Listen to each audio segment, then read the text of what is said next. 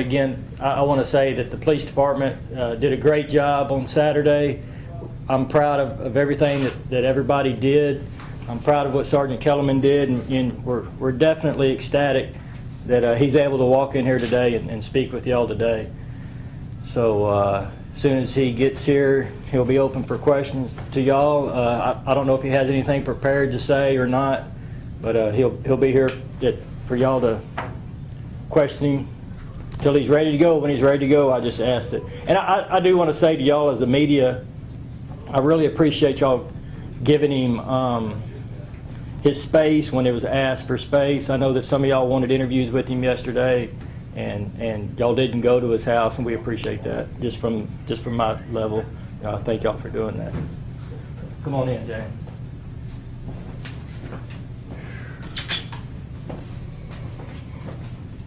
Sorry, I'm not very photogenic. Guess y'all have questions, or I'm just happy to be here. Any day I can see my wife and kids and my family, I'm happy. I can deal with the eye. Tell us about your recovery time. How long is it going to take to recover at home to be able to come back to work? That's pretty surprising. We thought we were going to be at the medical center for a while. They said that in another week I'll have a stitch taken out of my eyelid. In 4 to 5 weeks they'll fit me for the prosthetic or ceramic lens or eye, and after that there's very little maintenance at all, so I'm kind of looking forward to that. Apparently they can attach, or they have attached, the muscle to the silicone eye, and it will actually track like my good eye, so I won't look too bad. Can you go through what happened that day for us? I know it's a little rough for you, but we responded to a weapons call. We were told that there was a male outside the bakery that had a shotgun. The employees were locked inside. When I arrived rather quickly, I was just down the street. He was outside with the shotgun. When he noticed me pulling in, he pretty much focused his attention on me. The gun was pointed at me.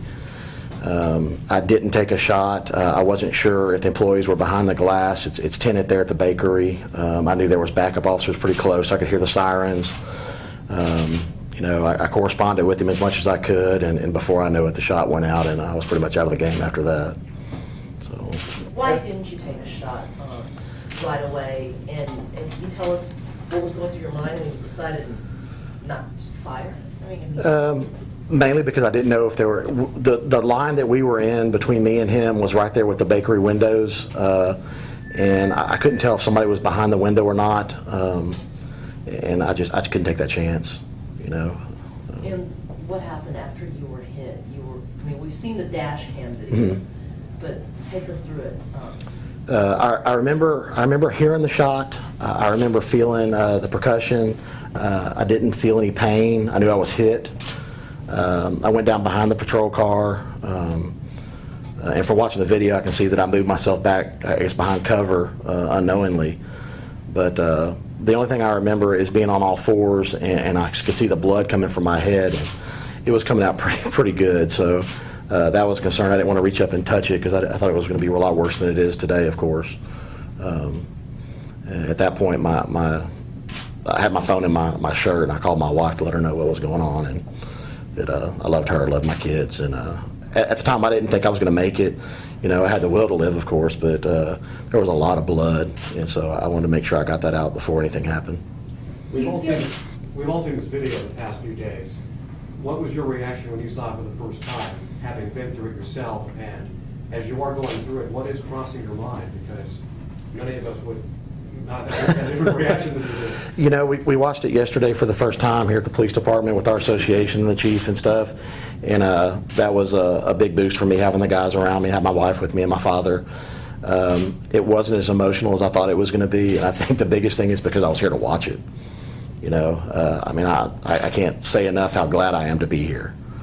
I didn't think that was going to be the conclusion to all this, so it wasn't quite as bad. Have you ever come across something like this before?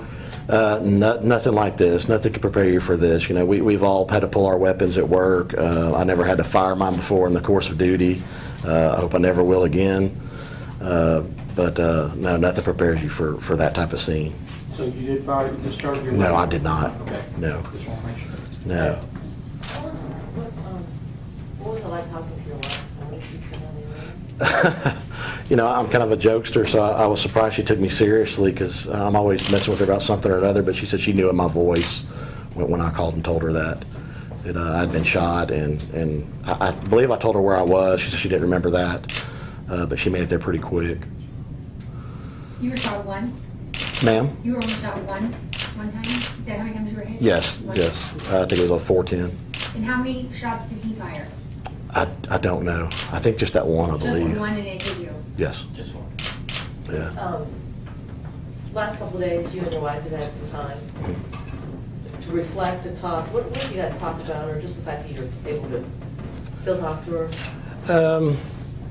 God, we've had so much visiting and people at the house, which is great. And we love seeing the guys and family, and everybody's been supportive. But I think the biggest thing is that, you know, we get wrapped up in law enforcement so much here at work and extra jobs and being with other law enforcement officers, how nice it is just to be at home with just us, family.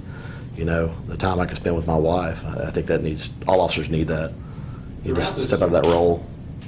You talked quite a bit about being anxious to return to work these past few days. You ready for it? You know, I am in some capacity or another. You know, my wife's been joking. I've been at the house, you know, making little gestures with my hands, like, oh yeah, I can shoot. And I'm hoping to get on a driving range later today and see if I can still hit a golf ball. So hopefully things will work out. Do you know how your role here will change, or if at all, after you know that? I do not. The chief has assured me that it's kind of up to me how I can progress, what I can and what I can't do, my limitations. They've been excellent, but it's still too soon to tell. You know, they've got liabilities as well, and they're going to work with me whatever way they can. Do you want to go back in patrol? Yes, I would. How long have you been a police officer? 14 years. This part or combined? 6.5 years, yeah. Does it change your view of being a police officer? Not at all. We knew, you know, you hear people say all the time when you get dressed, we know this is a possibility. I never thought it would happen to me. I don't think anybody does, but, you know, it's the reality of the job. Did you ever run across this man before in town? Or? Never. I have no idea who he was. Are there any more details about the suspect? I mean, the initial reports were that he knew someone in the store. Is there anything new? I haven't been privy to a whole lot of it. Like I said, we've been pretty busy at the house and the doctors and stuff. From what I understand, he had been there maybe earlier in the day and sliced some tires.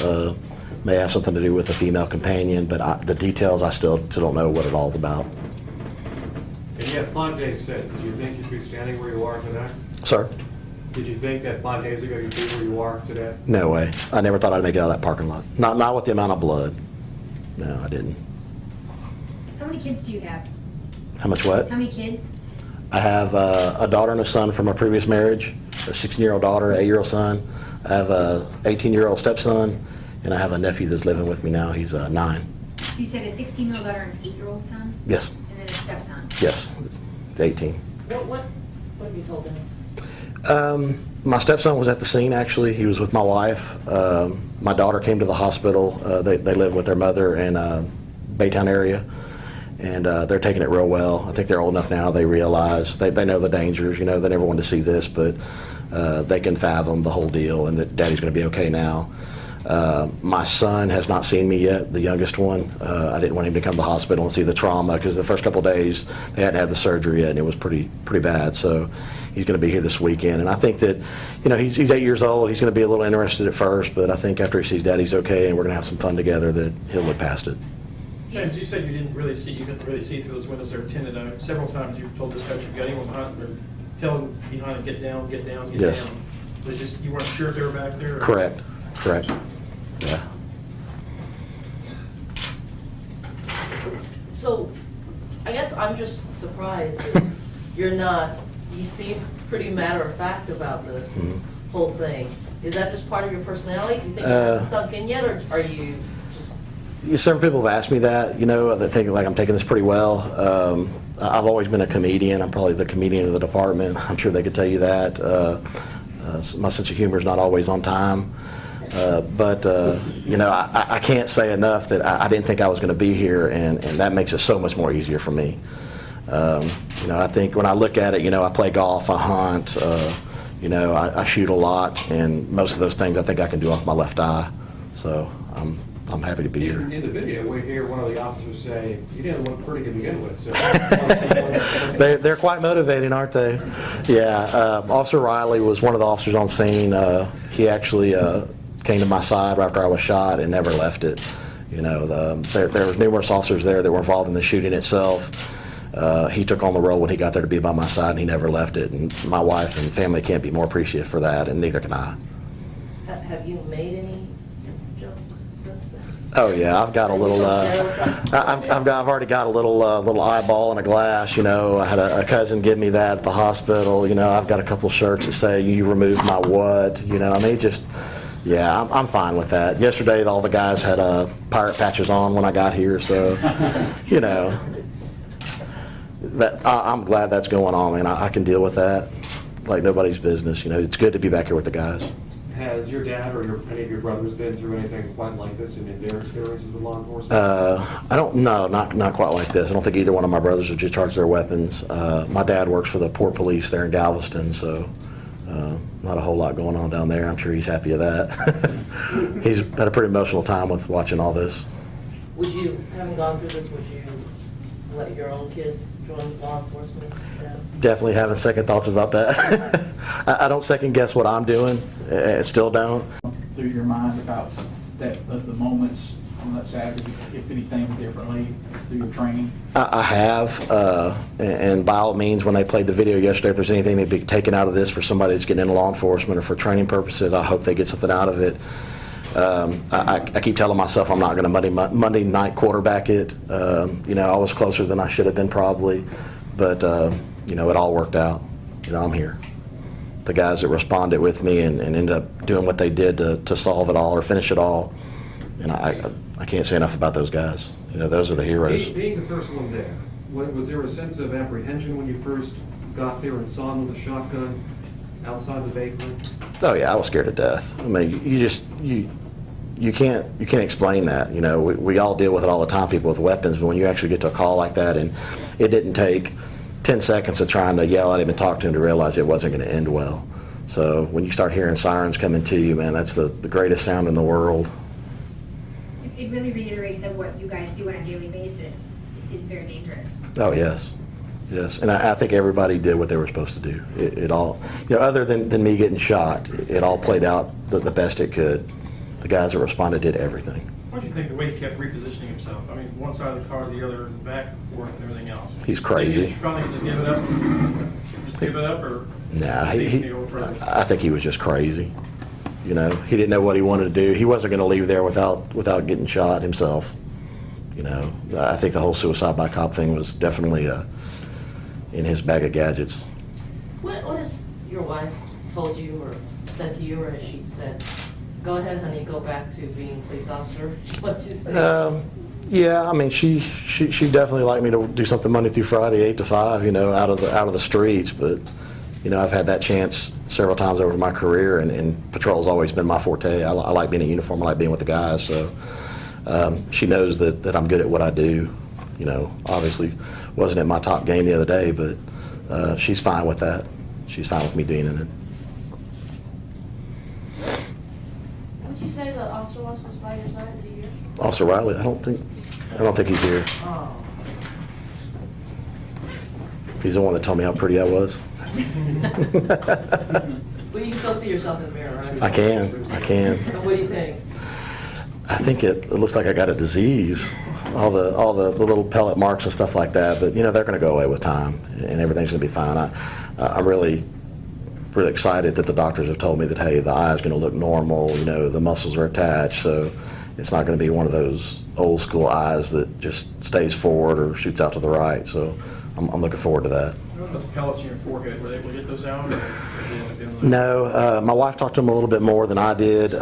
They took several of them out that were in the orbital socket, the eye they took out, but there's some in my sinus cavity. There were some that are embedded in the skull bone. Thank God I have a hard head.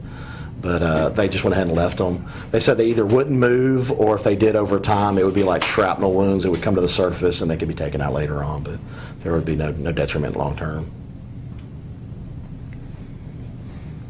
So what is your schedule as far as getting getting all the surgery for in the coming weeks? What's the? I asked about that. There shouldn't be any more surgeries. In a week, I have a follow-up appointment to take a stitch out. In 4 to 5 weeks, they will fit me for the ceramic eye, the actual eye that looks like the good one. And they said that's something that's done there in the office. So hopefully no more surgeries. And if all goes well, within 6 weeks, be back to normal, for lack of better words. So The new normal. what do you have in place? Do you have anything in place? There is actually, I call it an eye. It's a silicone eye. It fills up the orbital socket, and then in the middle of that silicone, there's some sort of little gadget that allow them to attach the ceramic lens. The finals? Yes, sir. Yes, sir. Were you shot directly in the eye or around somewhere near the eye? No, there were numerous pellets in the eye. I joked with the doctor about letting me see it when it was over, but he said it was pretty destroyed, so, yeah. Thank you so much for coming to the program. Yeah, Yeah, thank you very much. thank you. Yeah. Yeah, I want to say one thing. You know, a lot of the media has been focused on me, and I appreciate that. But the guys that were out there with me, Officer Riley and Brockett, Sullivan, Barry, those guys that actually did return gunfire and got me back to my family, those are the guys that I consider the heroes. And I don't think they're getting enough publicity. Not that they want that, but those guys went above and beyond, and I'm here because of them. You know, he could have advanced. I don't know how many rounds he had left or what, but me, my family, I can't thank those guys enough. Are any of those guys here? No, ma'am. They're on my bad side, so. But yeah, those guys mean more to me than the world. So, None of them have wished to speak with the media. Thank you. thank y'all.